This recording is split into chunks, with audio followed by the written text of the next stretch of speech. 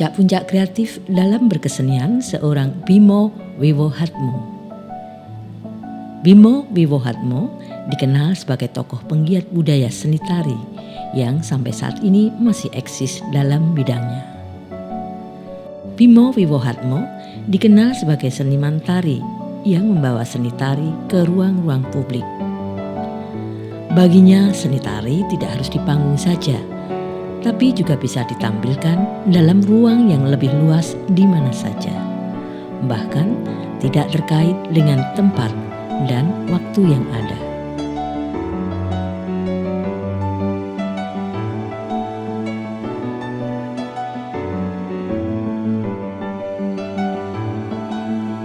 Bertahan selama hampir 30 tahun di dunia tari bukanlah waktu yang singkat.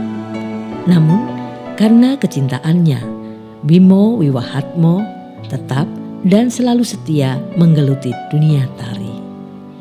Hingga kini tak terhitung karya koreografinya yang sudah ia pentaskan.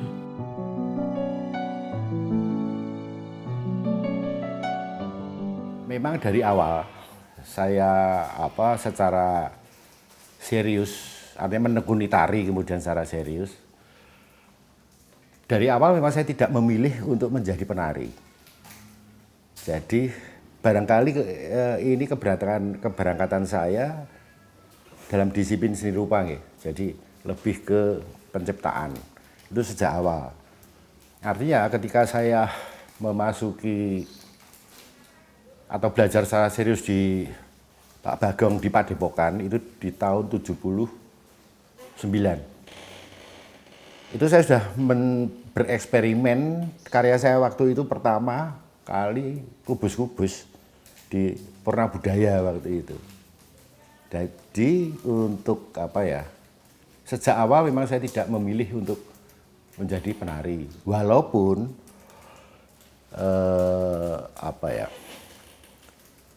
sebetulnya saya malu kalau misalnya menari dalam hajatan waktu itu. Tapi harus saya, ada konteksnya seperti itu. Ya, tapi kejujuran dalam hati itu sebetulnya saya nggak begitu menarik. Tapi ketika Pak Bagong misalnya membuat koreografi di karya-karya tari yang serius, kalau saya tidak terlibat justru saya merasa seperti saya kurang apa gitu loh. Saya harus apa, kurang apa. Tapi kalau untuk PY, untuk itu saya betul-betul nggak menarik.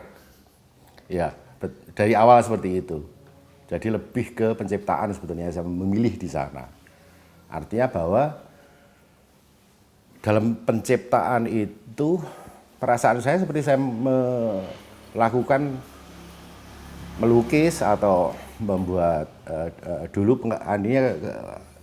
yang menonjol di seni grafik, cukilan, ya, seperti itu.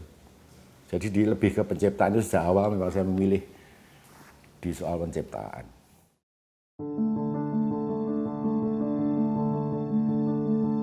Sejak kecil Bimo Wiwohatmo memang sudah ingin menjadi seniman. Menari Jawa sudah ia lakukan ketika berusia 10 tahun. Namun ketika menempuh pendidikan tingkat atas, Bimo memilih jurusan seni rupa di SSRI Yogyakarta. Ketika itulah Bimo merasakan panggilan kreativitasnya untuk menggeluti tari. Pada tahun 1979, Bimo meninggalkan bangku sekolah dan nyantri di Padepokan Bagong Kusudiarjo. Hampir selama 13 tahun, Bimo Wiwohatmo ikut Padepokan Bagong Kusudiarjo. Sampai akhirnya memutuskan untuk keluar dan membuat karya-karya sendiri. Dari kecil itu saya sebetulnya sudah menari dari sejak sebelum SD, jadi ketika TK seperti itu. Tapi masih dalam konteks mengisi kekosongan. Kebetulan dengan sama orang tua saya diberikan kegiatan, dimasukkan ke kelompok waktu itu wayang orang, Mas. Dari sanalah kemudian saya mengenal ragam-ragam tari dengan basic Jawa. Kemudian memang dari awal saya bercita-cita di kesenian, sekolah seni. Sebab prestasi yang selalu saya dapatkan ketika di masa SD seperti itu, nilai itu lebih kuat di soal-soal berkesenian, di seni suara, kemudian seni rupa, lalu olahraga dan sebagainya. Tapi untuk pelajaran-pelajaran yang sifatnya kepastian itu nilainya jelek gitu ya. Lalu kemudian saya memasuki sekolah seni rupa ya. Lalu mengapa sehingga saat ini kemudian saya memilih jalan hidup di tari? Itu sebetulnya kesasar, Mas. Jadi ketika saya sekolah di seni rupa, ketika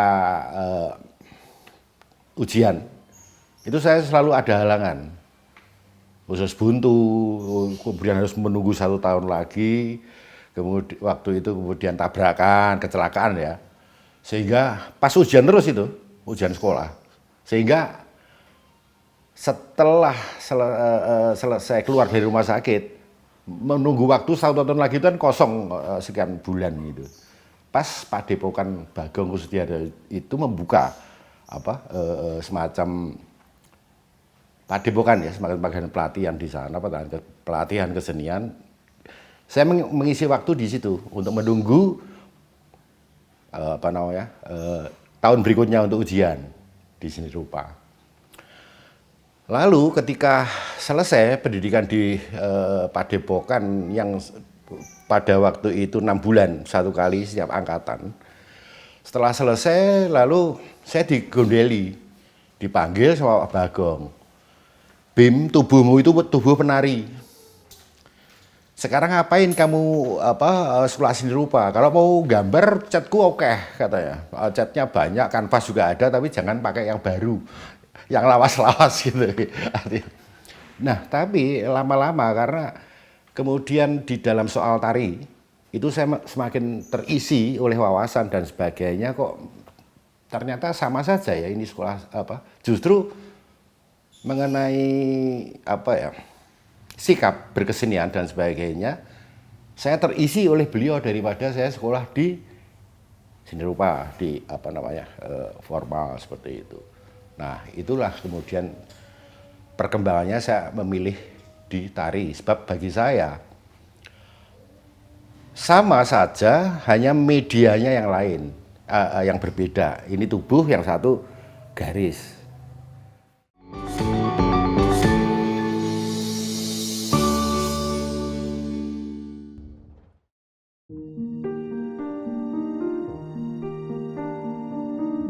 Menjadi seorang koreografer sangatlah tidak mudah, karena ia harus mempunyai bekal yang sangat banyak. Dalam arti harus punya jam terbang yang memadai.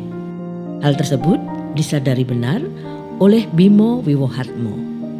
Dia pun menyadari menjadi koreografer harus memiliki motivasi yang tinggi dalam bereksplorasi untuk menemukan sesuatu, merespon berbagai isu-isu aktual yang kemudian diimplementasikan dalam sebuah garapan sehingga menjadi sebuah karya tari yang bermakna.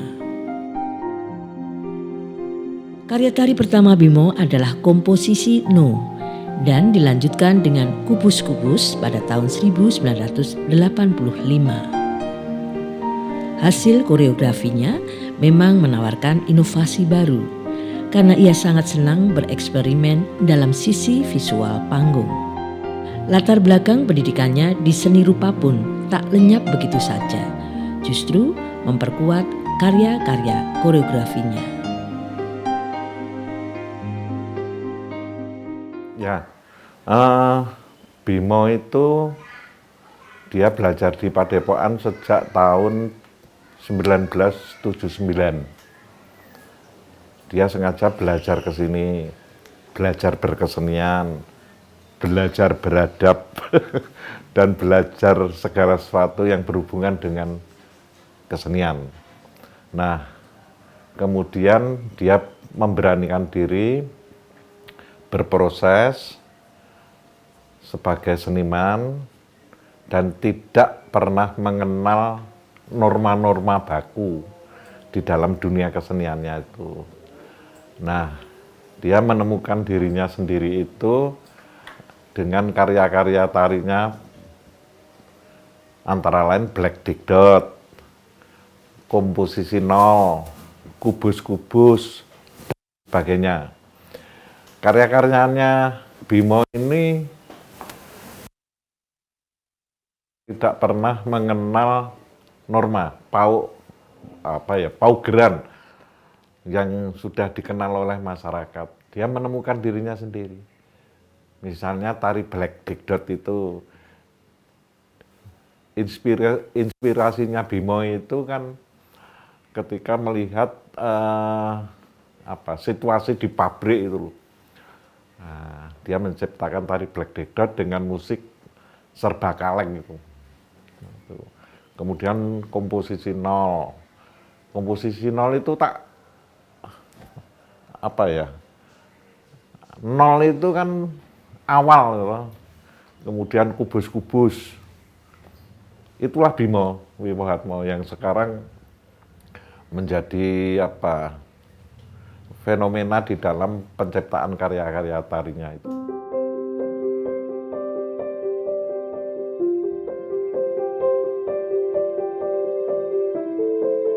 Bimo Wiwohatmo mampu memperlihatkan kompleksitas kehidupan dengan pilihan diksi, deskripsi, dan perumpamaan yang filosofis dalam gerak tari yang ia ciptakan. Tari Bedayan Bocah Bajang yang berdurasi 1 jam ini merupakan salah satu karya Bimo yang terinspirasi dari novel Anak Bajang Mengayun Bulan, karya budayawan Dr. Sindunata. Hal ini menjadi menarik bahwa sebuah seni sastra dapat dibaca dan dalam tangan Bimo Wiwohatmo dapat diterjemahkan menjadi karya seni tari.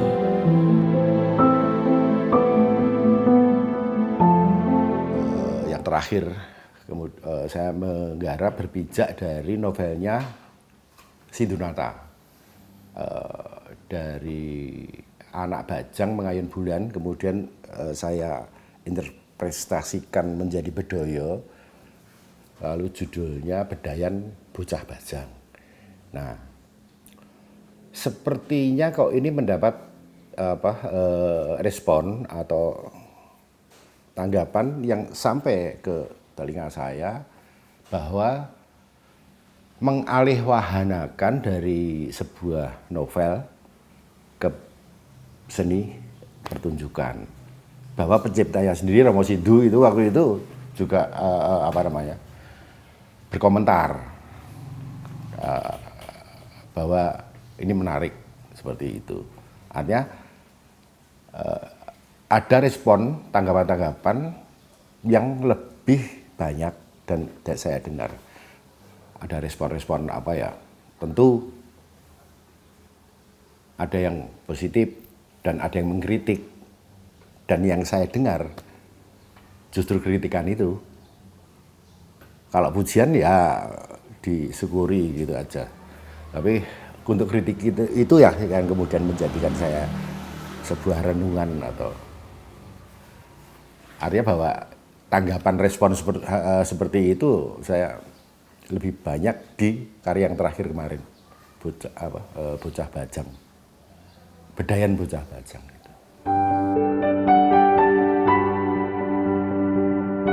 Seorang koreografer harus dapat menciptakan karya tari yang berbobot. Artinya adalah karya yang dieksplorasi secara terencana, kontinu, jeli, dan terkonsep dengan baik dan matang. Selain hal tersebut di atas, persoalan yang tidak kalah pentingnya adalah karya tersebut harus mengandung makna atau pesan moral yang akan disampaikan kepada penontonnya.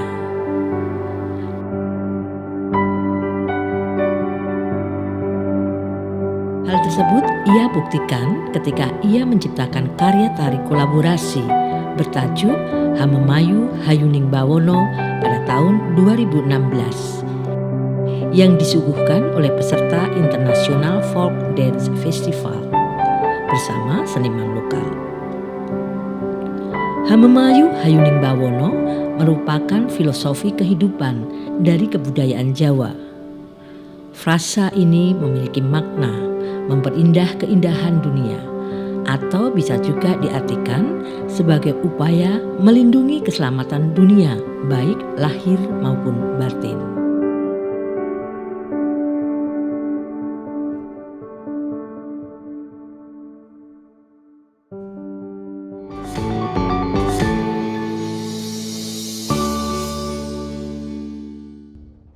Saya tanya Mas Bimo dulu nih. Mas Bimo ketika mau berkarya ini kan melakukan perjalanan nih. Perjalanan ruang ya. Dari Jogja ke Dukun, Tutup Ngisor. Ini kan ada satu itikat untuk melakukan penyatuan rasa dengan Masitras ini. Nah, Mas Bimo dalam perjalanan mencipta semacam ini, dalam sebuah perjalanan semacam ini, sebetulnya mempunyai keinginan apa? Sehingga tidak sekedar berlatih di dalam studio misalkan Mas Bimo. Mas Bimo kan ya kan pendekatan personal dan juga rasa nih dengan sama mungkin seniman dan penari. Bagaimana Mas Bimo melakukan ini sebetulnya? Sebetulnya setelah dialog panjang ya hari ini dengan Mas Sitras, kemudian apa yang disampaikan oleh Mas Sitras mengenai memang saya butuh untuk sharing, ada berkolaborasi mengenai bagaimana sih proses laku rasa ini pada Mas Sitras, yang saya anggap beliau sering melakukan sebuah ekspresi yang melewati proses rasa. Kemudian saya sendiri juga mengalami,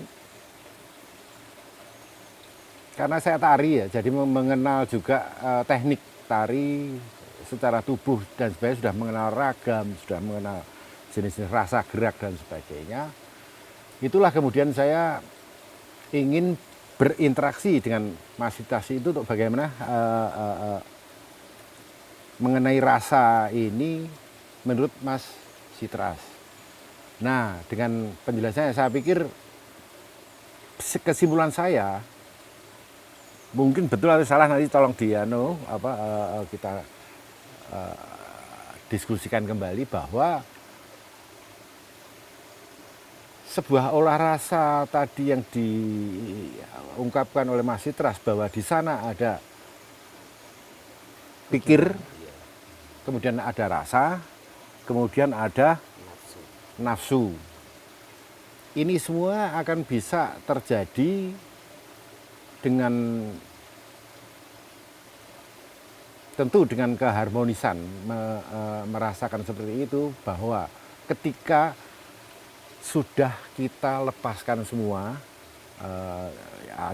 ajar itu tadi, lalu kejujuran itu yang penting. Artinya bahwa kejujuran mengungkapkan sesuatu, kejujuran untuk merasakan sesuatu, kejujuran untuk berpikir sesuatu, ini kemudian ketika kita lepaskan, menurut saya kosong. Dengan pengertian seperti itu, nah ini ada proses kebersatuan seperti itu mungkin Mas Sitras. Kemudian tadi ada pradaksina, kemudian jalan jalan harmoni dan jalan yang disharmoni. Artinya di sini ada dua. Jalan harmoni itu seperti arah jarum jam. Tadi saya tangkapnya seperti itu. Ketika berjalan mengarah ke justru ke kiri ya, ya kan? Ke kiri tapi sebetulnya ke kanan. Tapi rasanya seperti itu, ke kiri. Ketika kita sebaliknya ke kanan kita itu sebetulnya ke kiri. Nah, ini apa namanya? Rasa-rasa seperti ketika sudah dikenali antara harmoni dan disharmoni, itulah kemudian menjadi sebuah timbul satu kebersatuan atau keleburan. kebetulan dalam konsep nanti yang akan saya garap nantinya itu adalah apa ya, kebersatuan daripada bentuk-bentuk rasa-rasa, pikir-pikir dan kondisi-kondisi yang berbeda untuk menjadi sebuah jadi sederhananya gini, keragaman yang kemudian menjadi satu keharmonisan. Oke, kalau Mas Citras nih, begitu mendapatkan semacam tawaran untuk menjadi bagian dalam karya Mas Bimo, pernahkah itu terbayang atau sudah membayangkan sesuatu, Mas Citras kira-kira?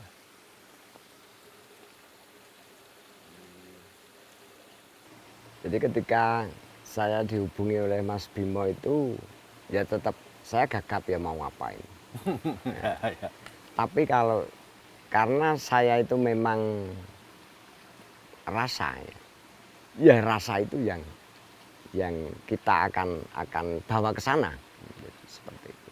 Bagaimana kita mengasah rasa itu sendiri.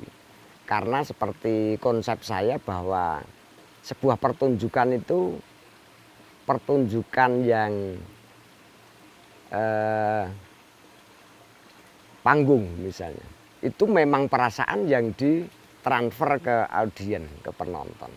Beda dengan kesenian rakyat misalnya. Kalau kesenian rakyat itu mungkin di situ juga mendapatkan rasa, tapi lebih ke visualnya, lebih ke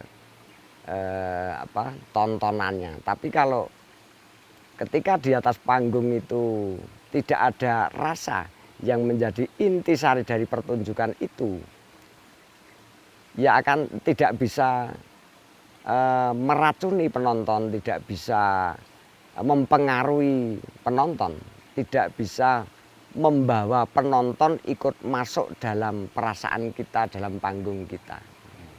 Kita kan harapannya itu ketika kita di atas panggung, kalau ini memang pertunjukan, bagaimana kita mengikat penonton itu ikut merasakan yang kita rasakan. Walaupun belum tentu berhasil ya, tapi punya aran atau tujuan ke situ. Bagaimana kita lebih kuat di perasaan, karena yang akan kita transfer, kita kirim ke penonton itu adalah perasaan yang disentil.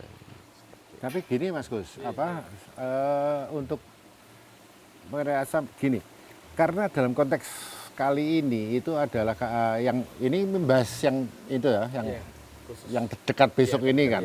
Kebetulan di tema eksperimental, bahwa yang dieksperimentalkan itu mungkin juga bisa juga dengan cahaya, bisa juga dengan visual-visual yang lain, bisa juga dengan macam-macam. Nah, dalam hal ini karena keberangkatan saya sebetulnya dari dasar-dasar seni rupa sih sebetulnya. Di tari itu sebenarnya kesasar gitu ya, keblasuk. Kalau disiplin saya seni rupa. Mungkin oleh karena berdasar dari sana, sehingga selama ini apa yang saya lakukan itu bahwa media kanvas atau media rupa saya adalah state. Barangkali itu yang selalu yang mendorong saya untuk muncul ide-ide dalam seni pertunjukan. Nah kali ini dalam konteks eksperimental yang saya eksperimentasikan adalah perasaan saya sendiri untuk tidak melakukan seperti yang sudah pernah saya lakukan. Nah, hasilnya bagaimana silahkan nanti untuk dikritisi atau diulas kembali seperti itu. Tapi keberangkatannya memang kali ini saya dari auditif, memang dari sesuatu yang auditif, bukan lagi dengan visual, auditif, kemudian didukung kuat oleh rasa. Nah ini makanya kemudian saya perlu dialog dengan Mas Citras dan sebagainya. Dan juga perlu juga menarasikan kamu dengan Mas Kus, seperti itu. Yang menarik sih ya, jadi Mas Bimo ini seorang seni rupawan yang terjun ke tari, kemudian melihat satu gagasan besar bahwa sekarang seni rupa atau seni visual sudah sangat ekspektasi yang luar biasa di Jogja. Ada kemungkinankah mengeksplorasi tubuh kembali dan juga audio gitu ya, auditif gitu Ya, auditif. Auditif Itu keberangkatan juga, dari sana. juga menjadi pesona tertentu yang sementara mungkin susah dan belum banyak yang mengeksplor ya.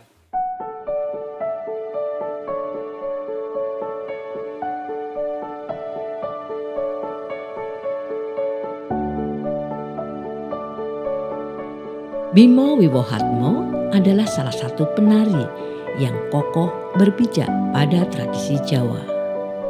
Namun hasratnya tidak terhenti untuk tetap mencari pembaharuan dalam setiap karya koreografinya. Bagi Bimo Wiwohatmo, berkarya dan mencipta adalah hal yang sangat penting. Tetapi yang lebih penting lagi adalah karya sebagai terapi diri dalam melihat lebih dalam permasalahan hidup dan dalam mencari jawaban atas segala pertanyaan dalam hidup. Itulah Bimo Wiwohatmo.